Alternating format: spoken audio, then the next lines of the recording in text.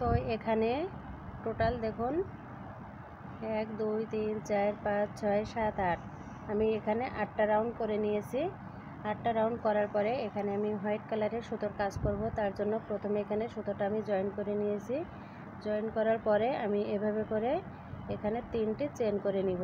1 2 3 এখানে আমি 3টে চেন করে নিলাম। 3টে চেন করার পরে এই যে ঘরটা, এই ঘরের ভেতরে এখন আমি 2টি ডাবল কুশি করব। 1 2 এবং প্রথম 3টে চেন ধরে 3টে ডাবল কুশি কাউন্ট করতে হবে। 3টে ডাবল কুশি এখানে করার পরে এখন আমি আবারও 3টে চেন করে নিব। আর এটা কর্নারের ক্ষেত্রে কিন্তু প্রথম থেকেই একই কাজ করে নিতে হবে। এখন আমি এখানে আবারও 1 এবং সুতোটা ভিতর দিয়ে নিয়ে নিচ্ছি, তাহলে এখানে আর শেষে কাজটা করার পরে ফিনিশিং দেওয়ার কোনো ঝামেলা থাকবে না। এই জন্য সুতোটা আমি একটু টেনে নিলাম। তাহলে একই ঘরে টোটাল 6টা ডাবল কুশি হলো। এখানে দেখুন আমি আবারও একটা এখানে চেন করে নিলাম। তাহলে প্রথম 3টে ডাবল কুশি, শেষ এখানে 3টে ডাবল কুশি এবং এখানে 6 ডাবল কুশির একটা কর্নার হয়েছে। এখানে প্রথম থেকেই কিন্তু এই কাজটা করতে হবে।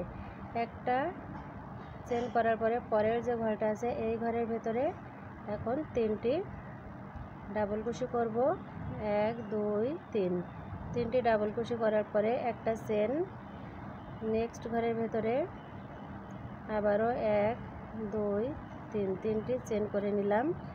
আর এখানে একটু সুতো দেখা যাচ্ছে, কারণ সুতোটা জয়েন করে আমি ভিতর দিয়ে দিয়েছিলাম, এই জন্য এখন আমি এখানে সুতোটা কেটে দিলাম।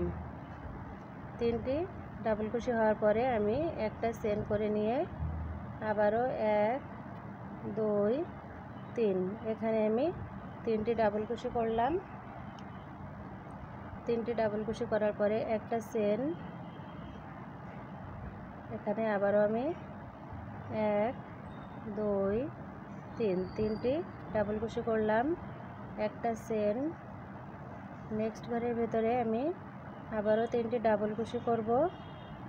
3টে ডাবল কুশি করে একটা চেন, নেক্সট ঘরের ভেতরে আবারও 1 2 3 এভাবে করে আমি কর্নার পর্যন্ত কাজটা করে নেব। এ পর্যন্ত কাজটা করে নিতে হবে।